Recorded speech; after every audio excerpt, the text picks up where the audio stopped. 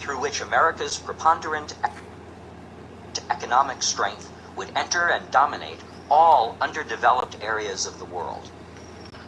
However, this preference on the part of some business groups and politicians for what Williams calls the idea of informal empire without war was always subject to change. If peaceful imperialism turned out to be impossible, military action might be needed. For instance, in late 1897 and early 1898, with China weakened by a recent war with Japan, German military forces occupied the Chinese port of Qingdao at the mouth of Kiaochao Bay and demanded a naval station there, with rights to railways and coal mines on the nearby peninsula of Shantung. Within the next few months, other European powers moved in on China, and the partition of China by the major imperialist powers was underway, with the United States left behind. At this point, the New York Journal of Commerce, which had advocated peaceful development of free trade, now urged old-fashioned military colonialism. Julius Pratt, a historian of U.S. expansionism, describes the turnabout. The paper, which has been heretofore characterized as pacifist, anti-imperialist, and devoted to the development of commerce in a free trade world, saw the foundation of its faith crumbling as a result of the threatened partition of China. Declaring that free access to the markets of China, with its 400 million people, would largely solve the problem of the disposal of our surplus manufactures, the journal came out not only for a stern insistence upon complete equality of rights in China, but unreservedly also for an Isthmian canal, the acquisition of Hawaii, and a material increase in the Navy, three measures which it had hitherto strenuously opposed. Nothing could be more significant than the manner in which this paper was converted in a few weeks. There was a similar turnabout in U.S. business attitudes on Cuba in 1898. Businessmen had been interested, from the start of the Cuban revolt against Spain, in the effect on commercial possibilities there. There already was a substantial economic interest in the island, which President Grover Cleveland summarized in 1896. It is reasonably estimated that at least from $30 million to $50 million of American capital are invested in the plantations and in railroad, mining, and other business enterprises on the island. The volume of trade between the United States and Cuba, which in 1889 amounted to about $64 million, rose in 1893 to about $103 million.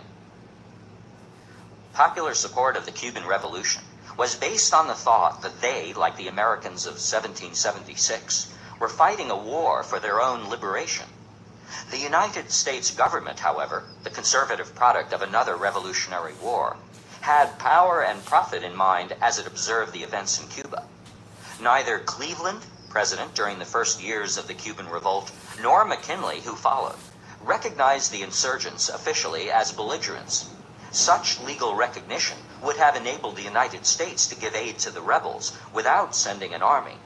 But there may have been fear that the rebels would win on their own and keep the United States out. There seems also to have been another kind of fear. The Cleveland administration said a Cuban victory might lead to the establishment of a white and a black republic, since Cuba had a mixture of the two races, and the black republic might be dominant. This idea was expressed in 1896 in an article in the Saturday Review by a young and eloquent imperialist whose mother was American and whose father was English, Winston Churchill. He wrote that while Spanish rule was bad and the rebels had the support of the people, it would be better for Spain to keep control. A grave danger represents itself. 2/5 of the insurgents in the field are Negroes.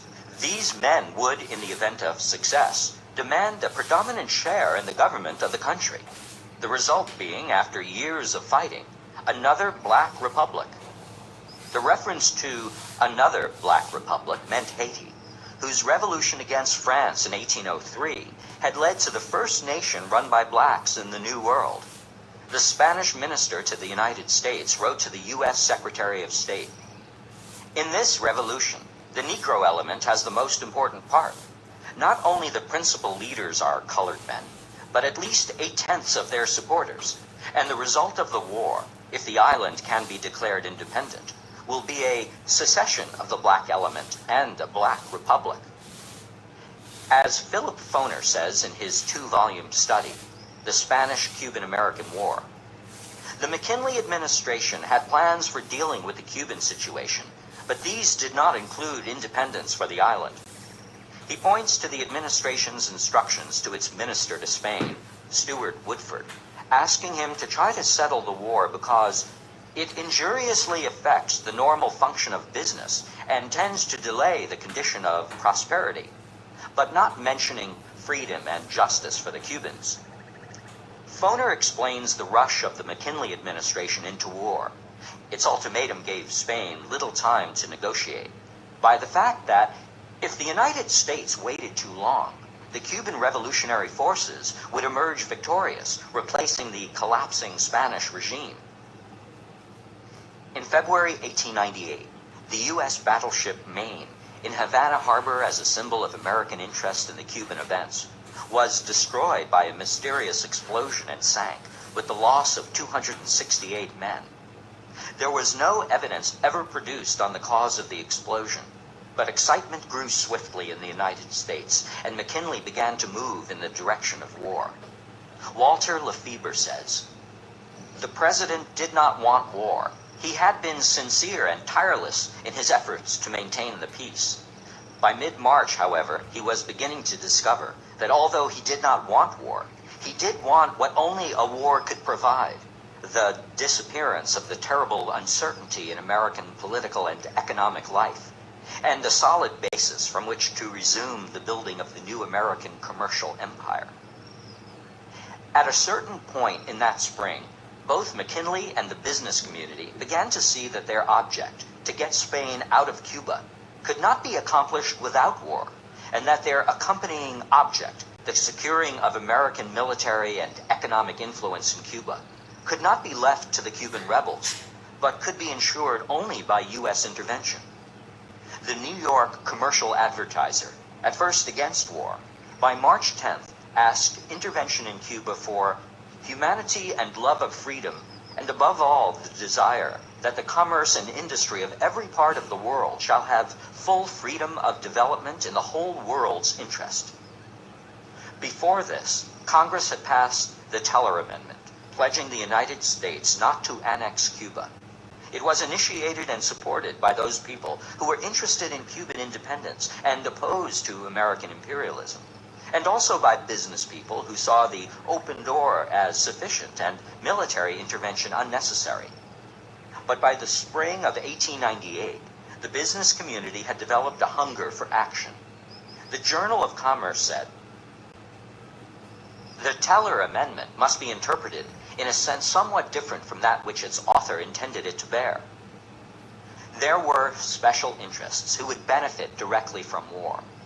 In Pittsburgh, center of the iron industry, the Chamber of Commerce advocated force, and the Chattanooga tradesmen said that the possibility of war has decidedly stimulated the iron trade. It also noted that actual war would very decidedly enlarge the business of transportation. In Washington, it was reported that a belligerent spirit had infected the Navy Department, encouraged by the contractors for projectiles, ordnance, ammunition, and other supplies, who have thronged the department since the destruction of the Maine.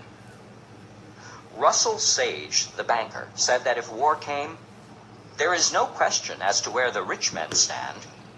A survey of businessmen said that John Jacob Astor, William Rockefeller, and Thomas Fortune Ryan were feeling militant, and J.P. Morgan believed further talk with Spain would accomplish nothing.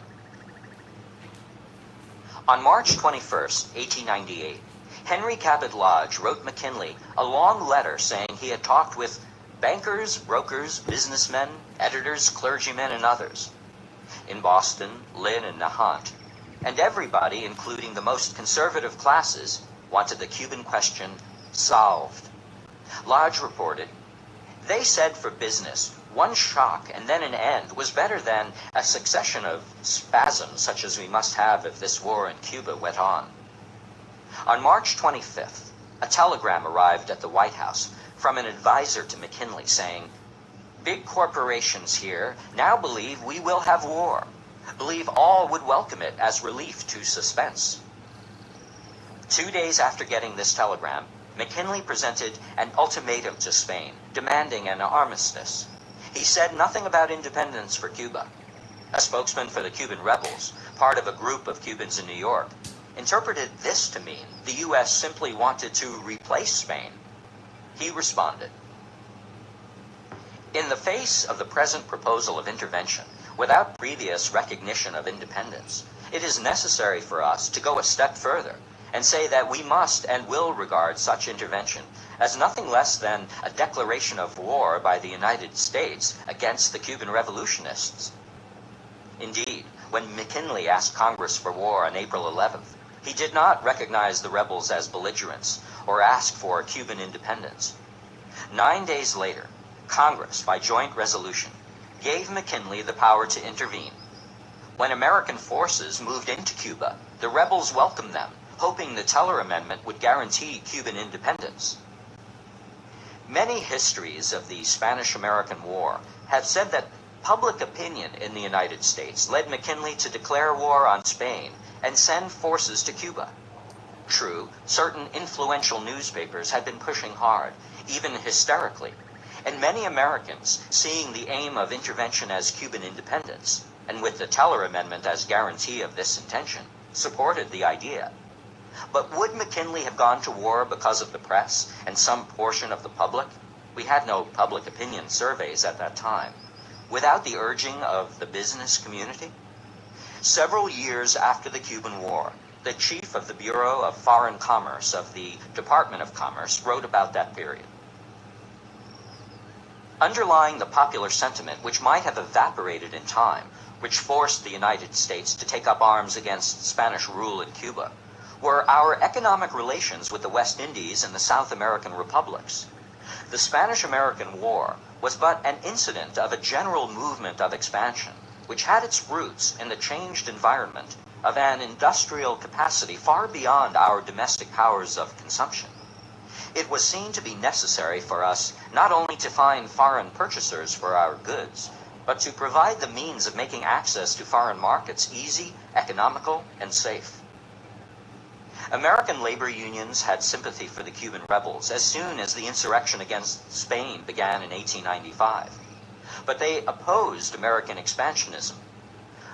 Both the Knights of Labor and the American Federation of Labor spoke against the idea of annexing Hawaii, which McKinley proposed in 1897. Despite the feeling for the Cuban rebels, a resolution calling for U.S. intervention was defeated at the 1897 convention of the AFL. Samuel Gompers of the AFL wrote to a friend, "The sympathy of our movement with Cuba is genuine, earnest, and sincere, but this does not for a moment imply that we are committed to certain adventurers who are apparently suffering from hysteria." When the explosion of the Maine in February led to excited calls for war in the press, the monthly journal of the International Association of Machinists agreed it was a terrible disaster, but it noted that the deaths of workers in industrial accidents drew no such national clamor. It pointed to the Latimer Massacre of September 10, 1897, during a coal strike in Pennsylvania. Miners marching on a highway to the Latimer mine, Austrians, Hungarians, Italians, Germans, who had originally been imported as strikebreakers, but then organized themselves, refused to disperse, whereupon the sheriff and his deputies opened fire, killing 19 of them, most shot in the back, with no outcry in the press. The Labor Journal said that the carnival of carnage that takes place every day, month, and year in the realm of industry, the thousands of useful lives that are annually sacrificed to the Moloch of greed, the blood tribute paid by labor to capitalism, brings forth no shout for vengeance and reparation. Death comes in thousands of instances in mill and mine, claims his victims, and no popular uproar is heard. The official organ of the Connecticut AFL, the Craftsman, also warned about the hysteria worked up by the sinking of the Maine. A gigantic and cunningly devised scheme is being worked ostensibly to place the United States in the front rank as a naval and military power. The real reason is that the capitalists will have the whole thing, and when any working men dare to ask for the living wage, they will be shot down like dogs in the streets. Some unions, like the United Mine Workers, called for U.S. intervention after the sinking of the Maine, but most were against war. The treasurer of the American Longshoremen's Union, Bolton Hall, wrote a peace appeal to labor, which was widely circulated. If there is a war, you will furnish the corpses and the taxes, and others will get the glory. Speculators will make money out of it, that is, out of you. Men will get high prices for inferior supplies, leaky boats, for shoddy clothes and pasteboard shoes, and you will have to pay the bill. And the only satisfaction you will get is the privilege of hating your Spanish fellow workmen, who are really your brothers, and who have had as little to do with the wrongs of Cuba as you have. Socialists opposed the war. One exception was the Jewish Daily Forward. The People, newspaper of the Socialist Labor Party, called the issue of Cuban freedom a pretext and said the government wanted war to distract the attention of the workers from their real interests. The Appeal to Reason, another socialist newspaper, said the movement for war was a favorite method of rulers for keeping the people from redressing domestic wrongs. In the San Francisco Voice of Labor, a socialist wrote, "It is a terrible thing to think that the poor workers of this country should be sent to kill and wound the poor workers of Spain merely because a few leaders may incite them to do so." But after war was declared, Foner says, the majority of the trade unions succumbed to the war fever. Samuel Gompers called the war glorious and righteous, and claimed that 250,000 trade unionists had volunteered for military service. The United Mine Workers pointed to higher coal prices as a result of the war and said, the coal and iron trades have not been so healthy for some years past as at present. The war brought more employment and higher wages, but also higher prices. Foner says, not only was there a startling increase in the cost of living, but in the absence of an income tax, the poor found themselves paying almost entirely for the staggering costs of the war through increased levies on sugar, molasses, tobacco, and other taxes. Gompers, publicly for the war, privately pointed out that the war had led to a 20% reduction of the purchasing power of workers' wages. On May Day, 1898, the Socialist Labor Party organized an anti-war parade in New York City, but the authorities would not allow it to take place, while a May Day parade called by the Jewish Daily Forward, urging Jewish workers to support the war, was permitted. The Chicago Labor World said, "This has been a poor man's war, paid for by the poor man. The rich have profited by it, as they always do." The Western Labor Union was founded at Salt Lake City on May 10, 1898, because the AFL had not organized unskilled workers.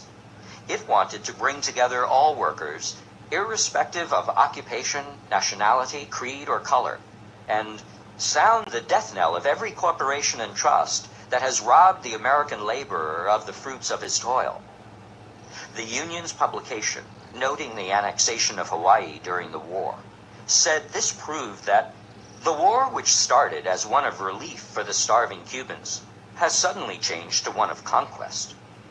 The prediction made by longshoreman Bolton Hall of wartime corruption and profiteering turned out to be remarkably accurate. Richard Morris's Encyclopedia of American History gives startling figures.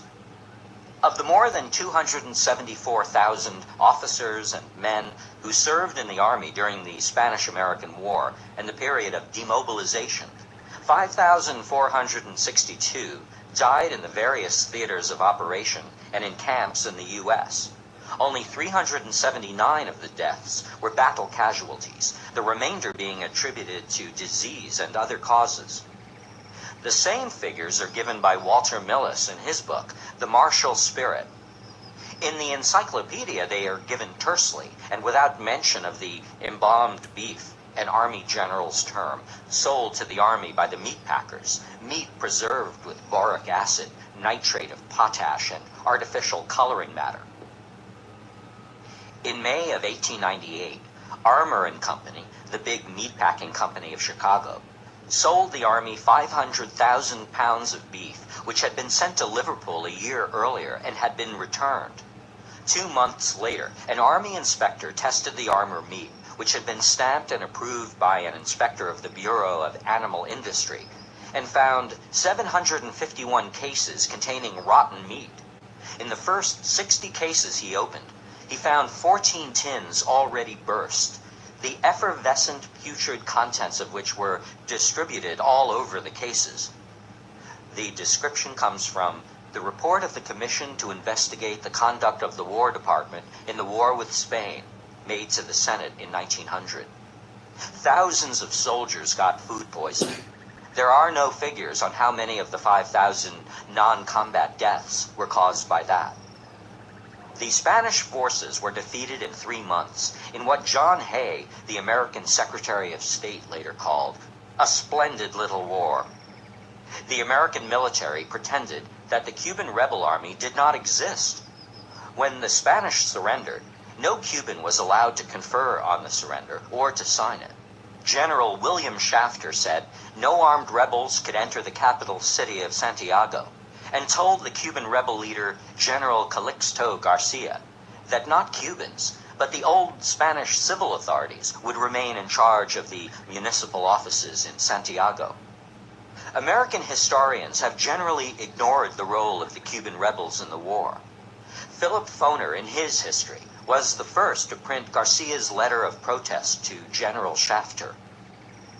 I have not been honored with a single word from yourself informing me about the negotiations for peace or the terms of the capitulation by the Spaniards. When the question arises of appointing authorities in Santiago de Cuba, I cannot see, but with the deepest regret, that such authorities are not elected by the Cuban people, but are the same ones selected by the Queen of Spain. A rumor too absurd to be believed, General, describes the reason of your measures and of the orders forbidding my army to enter Santiago for fear of massacres and revenge against the Spaniards. Allow me, sir, to protest against even the shadow of such an idea. We are not savages ignoring the rules of civilized warfare. We are a poor, ragged army, as ragged and poor as was the army of your forefathers in their noble war for independence. Along with the American army in Cuba came American capital. Foner writes, even before the Spanish flag was down in Cuba, U.S. business interests set out to make their influence felt. Merchants, real estate agents, stock speculators, reckless adventurers, and promoters of all kinds of get-rich schemes flocked to Cuba by the thousands. 7 syndicates battled each other for control of the franchises for the Havana Street Railway, which were finally won by Percival Farquhar, representing the Wall Street interests of New York. Thus, simultaneously with the military occupation, began commercial occupation. The Lumbermen's Review, spokesman for the lumber industry, said in the midst of the war, "The moment Spain drops the reins of government in Cuba, the moment will arrive for American lumber interests to move into the island for the products of Cuban forests. Cuba still possesses 10 million acres of virgin forest abounding in valuable timber, nearly every foot of which would be saleable in the United States and bring high prices." Americans began taking over railroad, mine, and sugar properties when the war ended. In a few years, $30 million of American capital was invested. United Fruit moved into the Cuban sugar industry. It bought 1,900,000 acres of land for about 20 cents an acre. The American Tobacco Company arrived.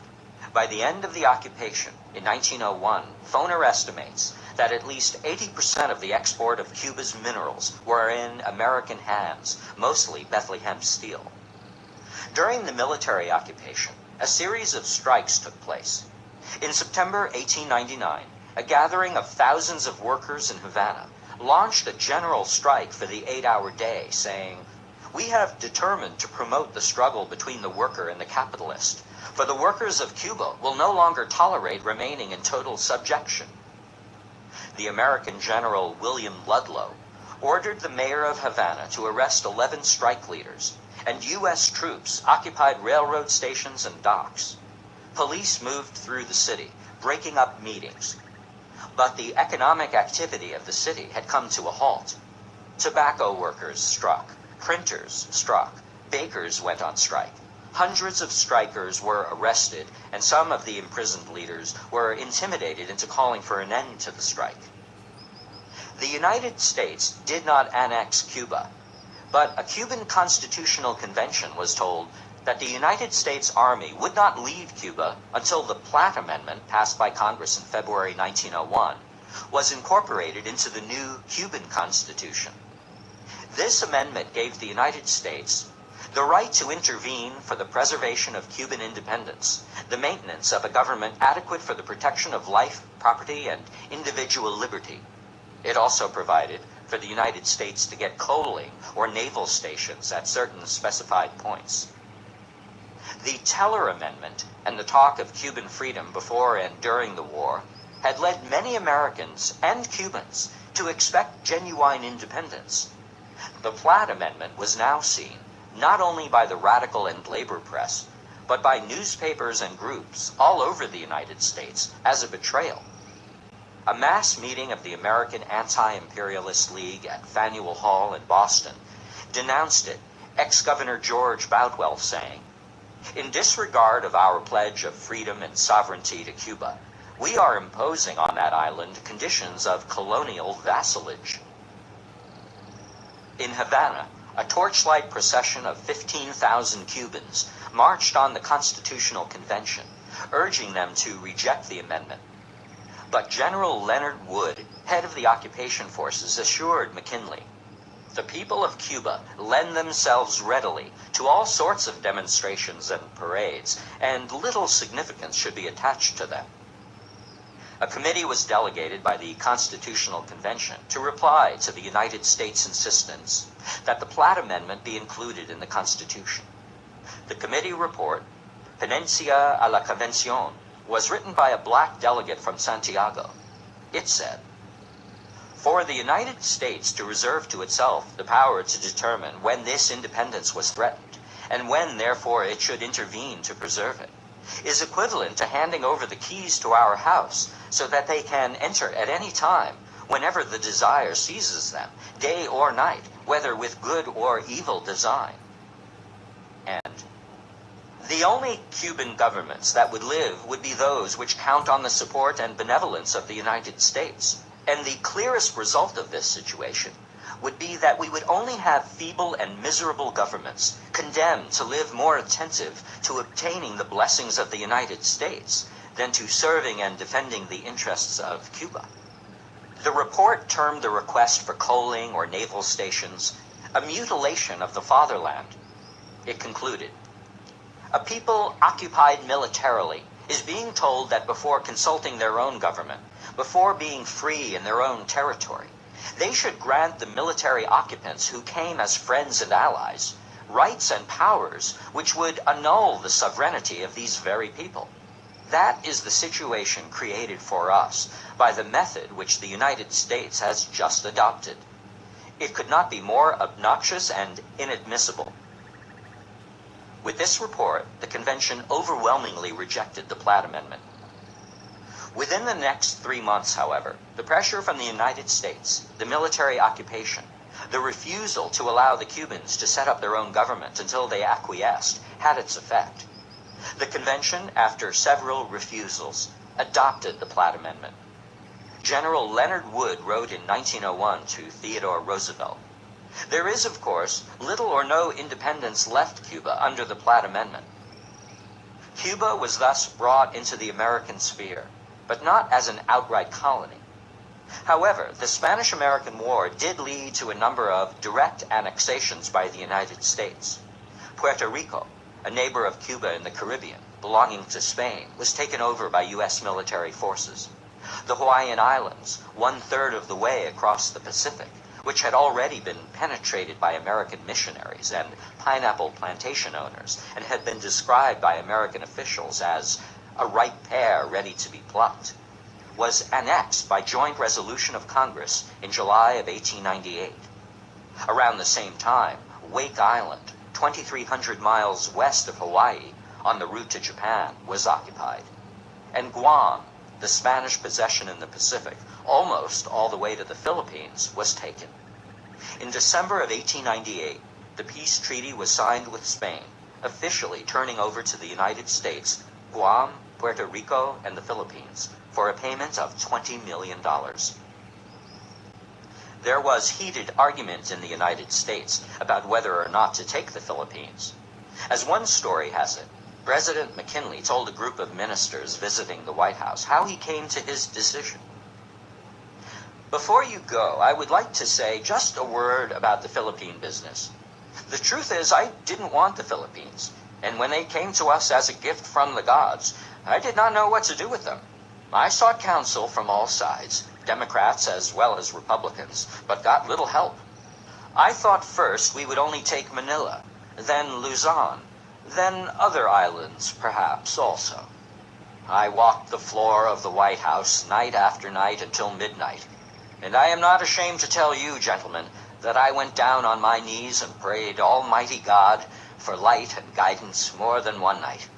And one night late it came to me this way. I don't know how it was, but it came.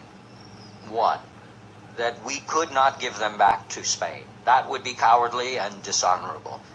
2, that we could not turn them over to France or Germany, our commercial rivals in the Orient. That would be bad business and discreditable. 3, that we could not leave them to themselves. They were unfit for self-government, and they would soon have anarchy and misrule over there worse than Spain's was. And 4, that there was nothing left for us to do but to take them all and to educate the Filipinos and uplift and civilize and Christianize them, and by God's grace do the very best we could by them, as our fellow men for whom Christ also died. And then I went to bed and went to sleep and slept soundly. The Filipinos did not get the same message from God. In February 1899, they rose in revolt against American rule, as they had rebelled several times against the Spanish. Emilio Aguinaldo, a Filipino leader who had earlier been brought back from China by U.S. warships to lead soldiers against Spain, now became leader of the insurrectos fighting the United States. He proposed Filipino independence within a U.S. protectorate, but this was rejected. It took the United States 3 years to crush the rebellion, using 70,000 troops, 4 times as many as were landed in Cuba, and thousands of battle casualties, many times more than in Cuba. It was a harsh war. For the Filipinos, the death rate was enormous from battle casualties and from disease. The taste of empire was now on the lips of politicians and business interests throughout the country. Racism, paternalism, and talk of money mingled with talk of destiny and civilization. In the Senate, Albert Beveridge spoke, January 9, 1900, for the dominant economic and political interests of the country. Mr. President, the times call for candor. The Philippines are ours forever, and just beyond the Philippines are China's illimitable markets. We will not retreat from either. We will not renounce our part in the mission of our race, trustee under God of the civilization of the world. The Pacific is our ocean. Where shall we turn for consumers of our surplus? Geography answers the question. China is our natural customer. The Philippines give us a base at the door of all the East. No land in America surpasses in fertility the plains and valleys of Luzon. Rice and coffee, sugar and coconuts, hemp and tobacco. The wood of the Philippines can supply the furniture of the world for a century to come. At Cebu, the best informed man on the island told me that 40 miles of Cebu's mountain chain are practically mountains of coal. I have a nugget of pure gold picked up in its present form on the banks of a Philippine creek. My own belief is that there are not 100 men among them who comprehend what Anglo-Saxon self-government even means, and there are over 5 million people to be governed. It has been charged that our conduct of the war has been cruel. Senators, it has been the reverse. Senators must remember that we are not dealing with Americans or Europeans. We are dealing with Orientals. The fighting with the rebels began, McKinley said, when the insurgents attacked American forces. But later, American soldiers testified that the United States had fired the first shot. After the war, an Army officer, speaking in Boston's Faneuil Hall, said his colonel had given him orders to provoke a conflict with the insurgents. In February 1899, a banquet took place in Boston to celebrate the Senate's ratification of the peace treaty with Spain. President McKinley himself had been invited by the wealthy textile manufacturer W.B. Plunkett to speak. It was the biggest banquet in the nation's history. 2,000 diners, 400 waiters. McKinley said that no imperial designs lurk in the American mind. And at the same banquet, to the same diners, his Postmaster General, Charles Emery Smith, said that what we want is a market for our surplus. William James, the Harvard philosopher, wrote a letter to the Boston Transcript about the cold pot grease of McKinley's cant at the recent Boston banquet, and said the Philippine operation reeked of the infernal adroitness of the great department store, which has reached perfect expertness in the art of killing silently, and with no public squalling or commotion, the neighboring small concerns. James was part of a movement of prominent American businessmen, politicians, and intellectuals who formed the Anti-Imperialist League in 1898 and carried on a long campaign to educate the American public about the horrors of the Philippine War and the evils of imperialism. It was an odd group. Andrew Carnegie belonged, including anti-labor aristocrats and scholars, united in a common moral outrage at what was being done to the Filipinos in the name of freedom. Whatever their differences on other matters, they would all agree with William James' angry statement, "God damn the U.S. for its vile conduct in the Philippine Isles." The Anti-Imperialist League published the letters of soldiers doing duty in the Philippines. A captain from Kansas wrote, "Caloocan was supposed to contain 17,000 inhabitants. The 20th Kansas swept through it, and now Caloocan contains not one living native."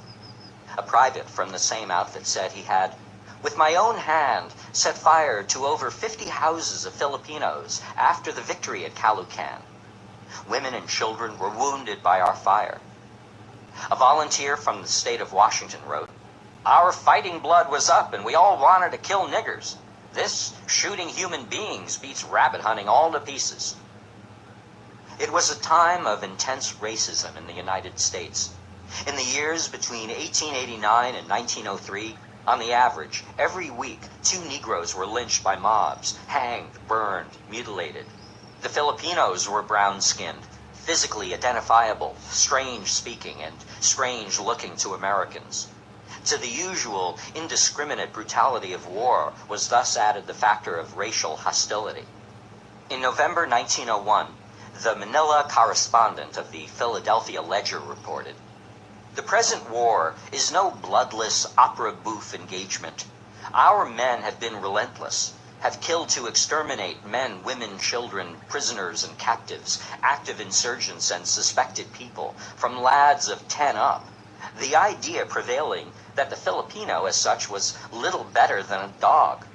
Our soldiers have pumped salt water into men to make them talk, and have taken prisoners people who held up their hands and peacefully surrendered, and an hour later, without an atom of evidence to show that they were even insurrectos, stood them on a bridge and shot them down one by one, to drop into the water below and float down as examples to those who found their bullet-loaded corpses." Early in 1901, an American general returning to the United States from southern Luzon said, "1/6 of the natives of Luzon have either been killed or have died of the dengue fever in the last few years. The loss of life by killing alone has been very great, but I think not one man has been slain except where his death has served the legitimate purposes of war. It has been necessary to adopt what in other countries would probably be thought harsh measures. Secretary of War Elihu Root responded to the charges of brutality. The war in the Philippines has been conducted by the American Army with scrupulous regard for the rules of civilized warfare, with self-restraint and with humanity never surpassed. In Manila, a Marine named Littletown Waller, a major, was accused of shooting 11 defenseless Filipinos without trial on the island of Samar. Other Marine officers described his testimony. The major said that General Smith instructed him to kill and burn, and said that the more he killed and burned, the better pleased he would be. That it was no time to take prisoners, and that he was to make Samar a howling wilderness. Major Waller asked General Smith to define the age limit for killing, and he replied, "Everything over 10. In the province of Batangas, the secretary of the province estimated that of the population of 300,000, 1/3 had been killed by combat, famine, or disease. Mark Twain commented on the Philippine War. "We have pacified some thousands of the islanders and buried them, destroyed their fields, burned their villages, and turned their widows and orphans out of doors, furnished heartbreak by exile to some dozens of disagreeable patriots, subjugated the remaining 10 millions by benevolent assimilation, which is the pious new name of the musket.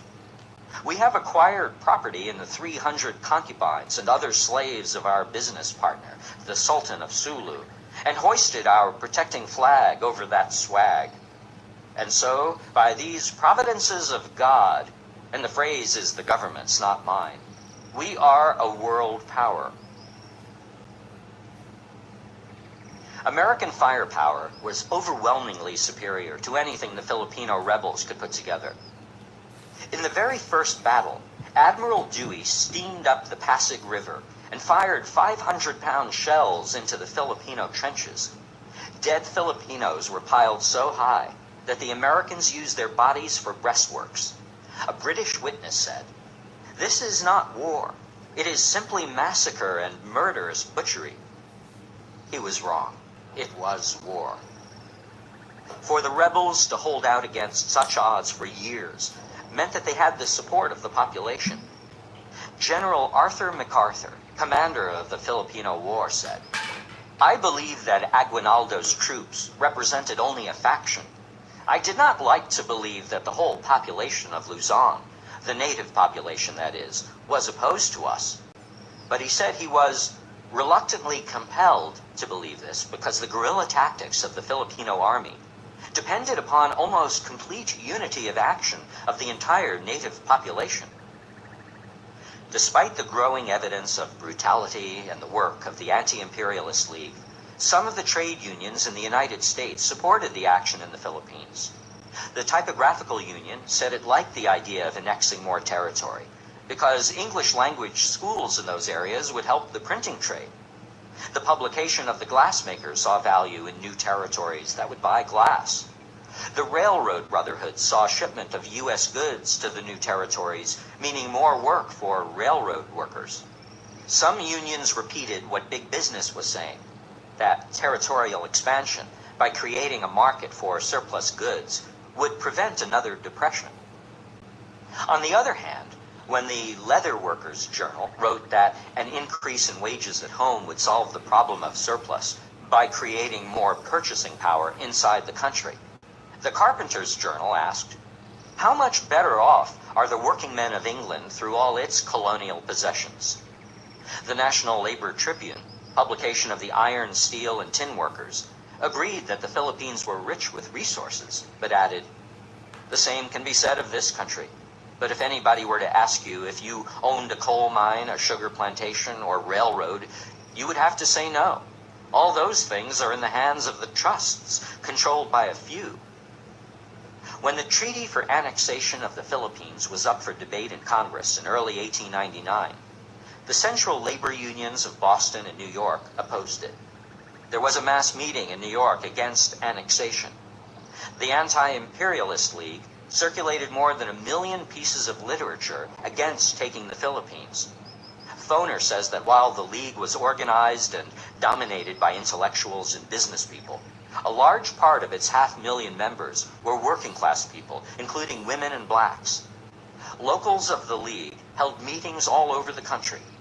The campaign against the treaty was a powerful one, and when the Senate did ratify it, it was by 1 vote. The mixed reactions of labor to the war, lured by economic advantage, yet repelled by capitalist expansion and violence, ensured that labor could not unite either to stop the war or to conduct class war against the system at home. The reactions of black soldiers to the war were also mixed. There was the simple need to get ahead in a society where opportunities for success were denied the black man, and the military life gave such possibilities. There was race pride, the need to show that blacks were as courageous, as patriotic as anyone else. And yet there was, with all this, the consciousness of a brutal war fought against colored people, a counterpart of the violence committed against black people in the United States. Willard Gatewood, in his book, Smoked Yankees and the Struggle for Empire, reproduces and analyzes 114 letters to Negro newspapers written by black soldiers in the period 1898 to 1902. The letters show all those conflicting emotions. Black soldiers encamped in Tampa, Florida, ran into bitter race hatred by white inhabitants there. And then, after they fought with distinction in Cuba, Negroes were not rewarded with officers' commissions. White officers commanded black regiments. Negro soldiers in Lakeland, Florida, pistol-whipped a drugstore owner when he refused to serve one of them, and then, in a confrontation with a white crowd, killed a civilian. In Tampa, a race riot began when drunken white soldiers used a Negro child as a target to show their marksmanship. Negro soldiers retaliated, and then the streets ran red with Negro blood, according to press dispatches. 27 Negro soldiers and 3 whites were severely wounded. The chaplain of a black regiment in Tampa wrote to the Cleveland Gazette, "Is America any better than Spain? Has she not subjects in her very midst who are murdered daily without a trial of judge or jury? Has she not subjects in her own borders whose children are half fed and half clothed because their father's skin is black? Yet the Negro is loyal to his country's flag." The same chaplain, George Prioleau, talks of black veterans of the Cuban War unkindly and sneeringly received in Kansas City, Missouri. He says that these black boys, heroes of our country, were not allowed to stand at the counters of restaurants and eat a sandwich and drink a cup of coffee, while the white soldiers were welcomed and invited to sit down at the tables and eat free of cost. But it was the Filipino situation that aroused many blacks in the United States to militant opposition to the war. The senior bishop of the African Methodist Episcopal Church, Henry M. Turner, called the campaign in the Philippines an unholy war of conquest and referred to the Filipinos as sable patriots.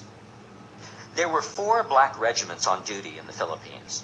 Many of the black soldiers established rapport with the brown-skinned natives on the islands and were angered by the term nigger used by white troops to describe the Filipinos. An unusually large number of black troops deserted during the Philippines campaign, Gatewood says.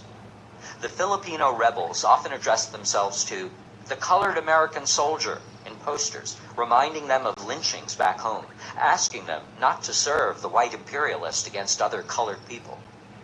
Some deserters joined the Filipino rebels. The most famous of these was David Fagan of the 24th Infantry. According to Gatewood, he accepted a commission in the insurgent army and for 2 years wreaked havoc upon the American forces. From the Philippines, William Sims wrote, "I was struck by a question my little Filipino boy asked me, which ran about this way. Why does the American Negro come to fight us where we are much a friend to him and have not done anything to him? He is all the same as me, and we all the same as you. Why don't you fight those people in America who burn Negroes, that make a beast of you?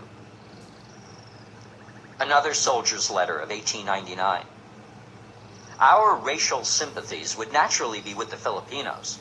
They are fighting manfully for what they conceive to be their best interests. But we cannot, for the sake of sentiment, turn our back upon our own country. Patrick Mason, a sergeant in the 24th Infantry, wrote to the Cleveland Gazette, which had taken a strong stand against annexation of the Philippines. Dear Sir, I have not had any fighting to do since I have been here, and don't care to do any. I feel sorry for these people and all that they have come under the control of the United States. I don't believe they will be justly dealt by. The first thing in the morning is the nigger, and the last thing at night is the nigger. You are right in your opinions. I must not say much, as I am a soldier. A black infantryman named William Fulbright wrote from Manila in June 1901 to the editor of a paper in Indianapolis. This struggle on the islands has been naught but a gigantic scheme of robbery and oppression. Back home, while the war against the Filipinos was going on, a group of Massachusetts Negroes addressed a message to President McKinley. We, the colored people of Massachusetts, in mass meeting assembled, have resolved to address ourselves to you in an open letter, notwithstanding your extraordinary, your incomprehensible silence on the subject of our wrongs. You have seen our sufferings, witnessed from your high place our awful wrongs and miseries, and yet you have at no time and on no occasion opened your lips on our behalf. With one accord, with an anxiety that wrenched our hearts with cruel hopes and fears, the colored people of the United States turned to you when Wilmington, North Carolina, was held for 2 dreadful days and nights in the clutch of a bloody revolution, when Negroes, guilty of no crime except the color of their skin and a desire to exercise the rights of their American citizenship, were butchered like dogs in the streets of that ill-fated town for want of federal aid which you would not and did not furnish.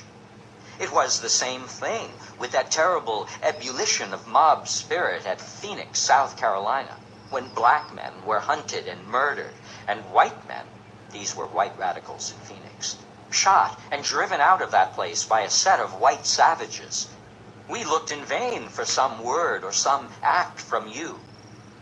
And when you made your southern tour a little later, and we saw how cunningly you catered to southern race prejudice, how you preached patience, industry, moderation to your long-suffering black fellow citizens, and patriotism, jingoism, and imperialism to your white ones.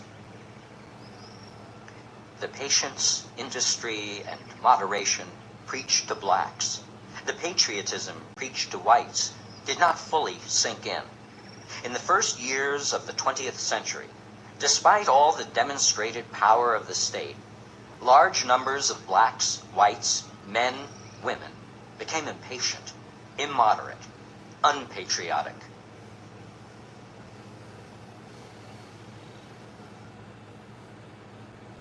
Chapter 13, The Socialist Challenge. War and jingoism might postpone, but could not fully suppress, the class anger that came from the realities of ordinary life. As the 20th century opened, that anger re-emerged. Emma Goldman, the anarchist and feminist, whose political consciousness was shaped by factory work, the Haymarket executions, the Homestead strike, the long prison term of her lover and comrade, Alexander Berkman, the depression of the 1890s, the strike struggles of New York, her own imprisonment on Blackwell's Island, spoke at a meeting some years after the Spanish-American War. How our hearts burned with indignation against the atrocious Spaniards. But when the smoke was over, the dead buried, and the cost of the war came back to the people in an increase in the price of commodities and rent, that is, when we sobered up from our patriotic spree, it suddenly dawned on us that the cause of the Spanish-American War was the price of sugar, that the lives, blood, and money of the American people were used to protect the interests of the American capitalists. Mark Twain was neither an anarchist nor a radical.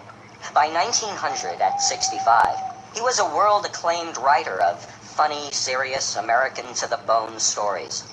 He watched the United States and other Western countries go about the world and wrote in the New York Herald as the century began, "I bring you the stately matron named Christendom, returning bedraggled, besmirched, and dishonored from pirate raids in Jiaozhou, Manchuria, South Africa, and the Philippines, with her soul full of meanness, her pocket full of boodle, and her mouth full of pious hypocrisies."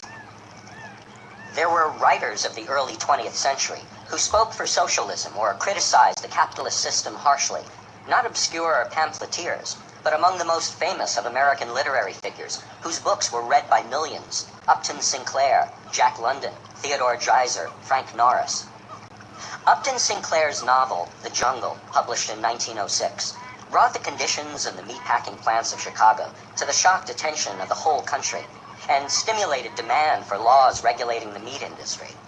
But also, through the story of an immigrant laborer, Jurgis Rudkus, it spoke of socialism, of how beautiful life might be if people cooperatively owned and worked and shared the riches of the earth. The Jungle was first published in the socialist newspaper, Appeal to Reason. It was then read by millions as a book and was translated into 17 languages. One of the influences on Upton Sinclair's thinking was a book, People of the Abyss, by Jack London. London was a member of the Socialist Party. He had come out of the slums of San Francisco, the child of an unwed mother. He had been a newsboy, a cannery worker, a sailor, a fisherman, had worked in a jute mill and a laundry, hoboed the railroads to the East Coast, been clubbed by a policeman on the streets of New York and arrested for vagrancy in Niagara Falls, watched men beaten and tortured in jail, pirated oysters in San Francisco Bay, read Flaubert, Tolstoy, Melville, and the Communist Manifesto, preached socialism in the Alaskan gold camps in the winter of 1896, sailed 2,000 miles back through the Bering Sea, and became a world-famous writer of adventure books. In 1906, he wrote his novel, The Iron Heel, with its warning of a fascist America, its ideal of a socialist brotherhood of man. In the course of it, through his characters, he indicts the system.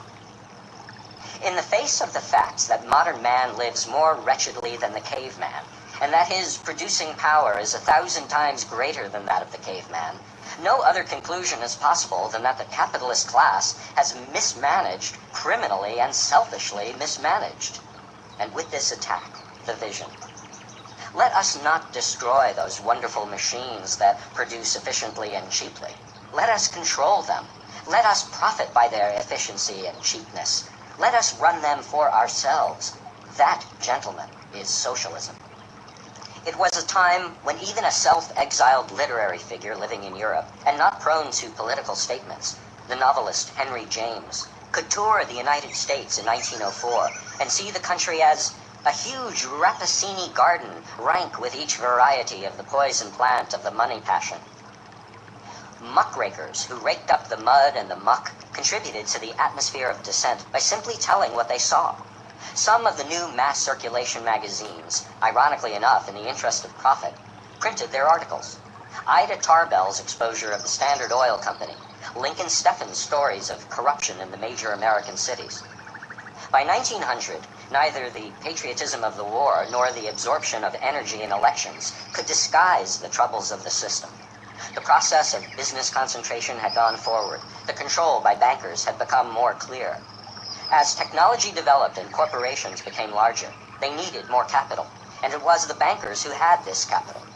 By 1904, more than 1,000 railroad lines had been consolidated into 6 great combinations, each allied with either Morgan or Rockefeller interests. As Cochrane and Miller say, the imperial leader of the new oligarchy was the House of Morgan. In its operations, it was ably assisted by the First National Bank of New York, directed by George F. Baker, and the National City Bank of New York, presided over by James Stillman, agent of the Rockefeller interests.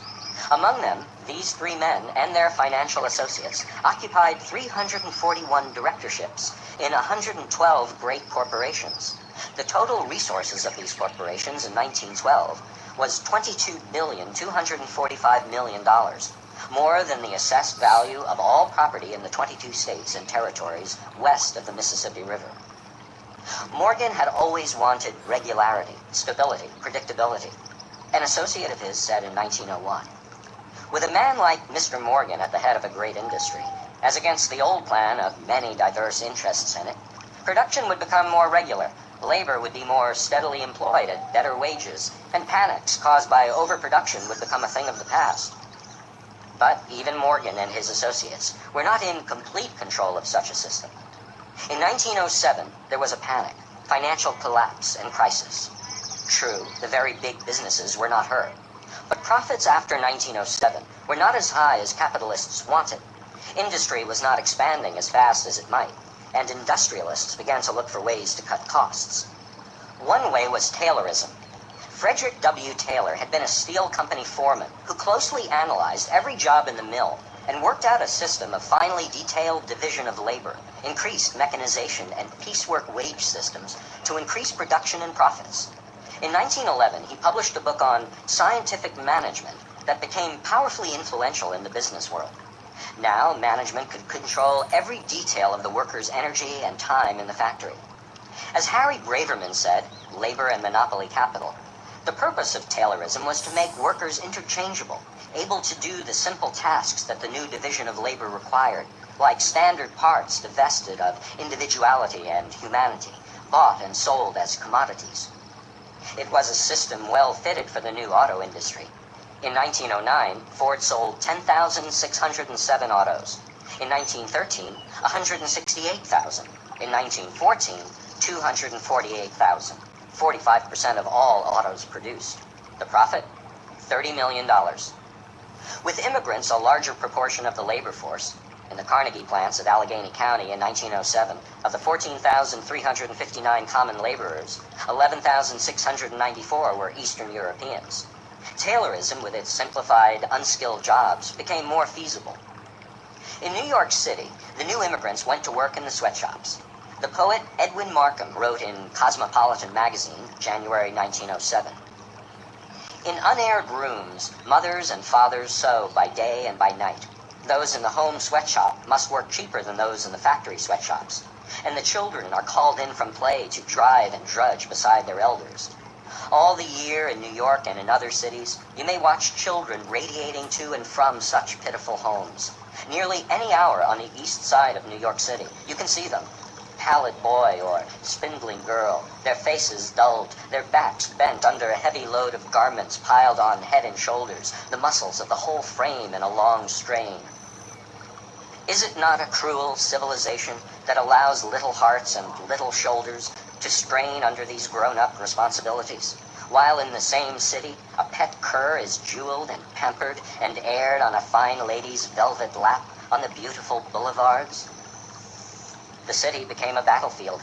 On August 10, 1905, the New York Tribune reported that a strike at Fetterman's Bakery on the Lower East Side led to violence when Fetterman used scab labor to continue producing. Strikers or their sympathizers wrecked the bake shop of Philip Fetterman at number 183 Orchard Street early last night amid scenes of the most tumultuous excitement. Policemen smashed heads right and left with their nightsticks after 2 of their number had been roughly dealt with by the mob. There were 500 garment factories in New York. A woman later recalled the conditions of work. Dangerously broken stairways, windows few and so dirty, the wooden floors that were swept once a year, hardly any other light but the gas jets burning by day and by night, the filthy, malodorous lavatory in the dark hall, no fresh drinking water, mice and roaches. During the winter months, how we suffered from the cold. In the summer, we suffered from the heat. In these disease-breeding holes, we, the youngsters, together with the men and women, toiled from 70 and 80 hours a week, Saturdays and Sundays included. A sign would go up on Saturday afternoon. If you don't come in on Sunday, you need not come in on Monday. Children's dreams of a day off shattered. We wept, for after all, we were only children. At the Triangle Shirtwaist Company, in the winter of 1909, women organized and decided to strike. Soon they were walking the picket line in the cold, knowing they could not win while the other factories were operating. A mass meeting was called of workers in the other shops, and Clara Lemlich, in her teens, an eloquent speaker, still bearing the signs of her recent beating on the picket line, stood up. I offer a resolution that a general strike be declared now. The meeting went wild. They voted to strike. Pauline Newman, one of the strikers, recalled years later the beginning of the general strike. Thousands upon thousands left the factories from every side, all of them walking down toward Union Square. It was November. The cold winter was just around the corner. We had no fur coats to keep warm, and yet there was the spirit that led us on and on until we got to some hall. I can see the young people, mostly women, walking down and not caring what might happen. The hunger, cold, loneliness. They just didn't care on that particular day. That was their day. The union had hoped 3,000 would join the strike. 20,000 walked out. Every day, 1,000 new members joined the union, the International Ladies Garment Workers Union, which before this had few women. Colored women were active in the strike, which went on through the winter, against police, against scabs, against arrests and prison. In more than 300 shops, workers won their demands. Women now became officials in the union. Pauline Newman again. We tried to educate ourselves. I would invite the girls to my rooms, and we took turns reading poetry in English to improve our understanding of the language. One of my favorites was Thomas Hood's Song of the Shirt, and another, Percy Bysshe Shelley's Mask of Anarchy. Rise like lions after slumber, in unvanquishable number. Shake your chains to earth like dew, which in sleep had fallen on you. Ye are many, they are few. The conditions in the factories did not change much. On the afternoon of March 25th, 1911, a fire at the Triangle Shirtwaist Company that began in a rag bin swept through the 8th, 9th, and 10th floors, too high for fire ladders to reach. The fire chief of New York had said that his ladders could reach only to the 7th floor. But half of New York's 500,000 workers spent all day, perhaps 12 hours, above the 7th floor. The laws said factory doors had to open outward, but at the Triangle Company the doors opened in. The law said the doors could not be locked during working hours, but at the Triangle Company doors were usually locked so the company could keep track of the employees. And so, trapped, the young women were burned to death at their work tables, or jammed against the locked exit door, or leaped to their deaths down the elevator shafts. The New York World reported. Screaming men and women and boys and girls crowded out on the many window ledges and threw themselves into the streets far below. They jumped with their clothing ablaze. The hair of some of the girls streamed up aflame as they leaped. Thud after thud sounded on the pavements. It is a ghastly fact that on both the Green Street and Washington Place sides of the building there grew mounds of the dead and dying. From opposite windows, spectators saw again and again pitiable companionships formed in the instant of death, girls who placed their arms around each other as they leaped. When it was over, 146 Triangle workers, mostly women, were burned or crushed to death. There was a memorial parade down Broadway, and 100,000 marched. There were more fires, and accidents, and sickness. In the year 1904, 27,000 workers were killed on the job in manufacturing, transport, and agriculture. In 1 year, 50,000 accidents took place in New York factories alone. Hat and cap makers were getting respiratory diseases. Quarrymen were inhaling deadly chemicals. Lithographic printers were getting arsenic poisoning. A New York State Factory Investigation Commission reported in 1912, Sadie is an intelligent, neat, clean girl who has worked from the time she got her working papers in embroidery factories. In her work, she was accustomed to use a white powder, chalk or talcum was usual, which was brushed over the perforated designs and thus transferred to the cloth. The design was easily brushed off when made of chalk or of talcum. Her last employer therefore commenced using white lead powder mixed with rosin, which cheapened the work as the powder could not be rubbed off and necessitate restamping. None of the girls knew of the change in powder, nor of the danger in its use. Sadie had been a very strong, healthy girl, good appetite and color. She began to be unable to eat. Her hands and feet swelled. She lost the use of one hand. Her teeth and gums were blue. When she finally had to stop work after being treated for months for stomach trouble, her physician advised her to go to a hospital. There, the examination revealed the fact that she had lead poisoning. According to a report of the Commission on Industrial Relations in 1914, 35,000 workers were killed in industrial accidents and 700,000 injured. That year, the income of 44 families making 1 million or more equaled the total income of 100,000 families earning $500 a year. The record shows an exchange between Commissioner Harris Weinstock of the Commission on Industrial Relations and President John Osgood, head of a Colorado coal company controlled by the Rockefellers. Weinstock: if a worker loses his life, are his dependents compensated in any way? Osgood: not necessarily. In some cases they are, and in some cases not. Weinstock: if he is crippled for life, is there any compensation? Osgood: no, sir, there is none. Weinstock: then the whole burden is thrown directly upon their shoulders. Osgood: yes, sir. Weinstock: the industry bears none of it? Osgood: nope, the industry bears none of it. Unionization was growing.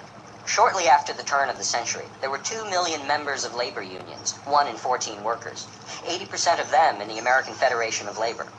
The AFL was an exclusive union, almost all male, almost all white, almost all skilled workers.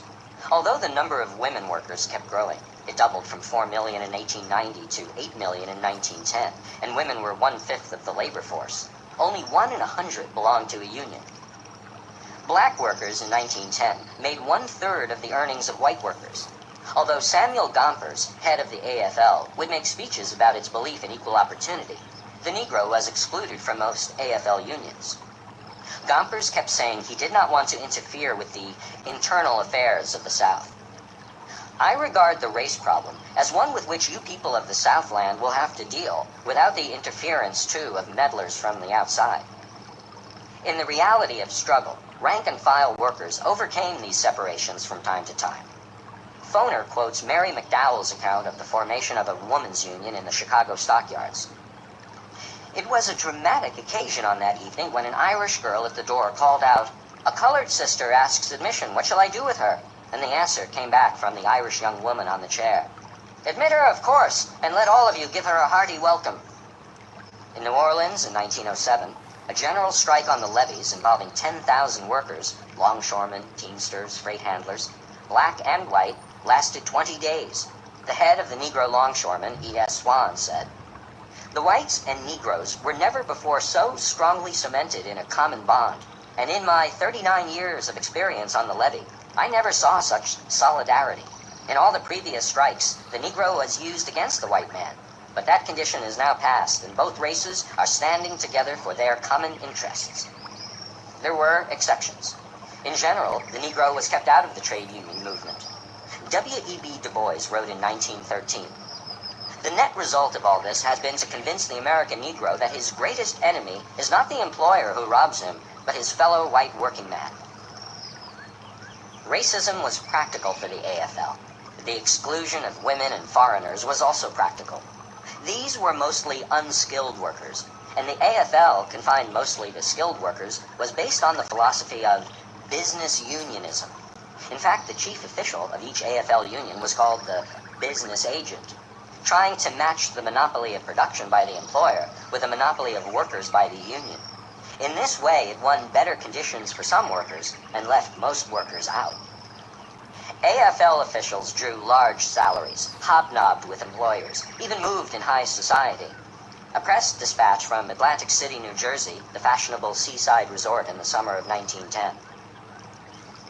Engaged in a game of bathing suit baseball with President Sam Gompers, Secretary Frank Morrison, and other leaders of the AFL on the beach this morning, John Mitchell, former head of the Mine Workers Union, lost a $1,000 diamond ring presented to him by his admirers after the settlement of the big Pennsylvania coal strike. Captain George Burke, a veteran lifeguard, found the ring, whereupon Mitchell peeled a $100 bill from a roll he carried in his pocket and handed it to the captain as a reward for his find.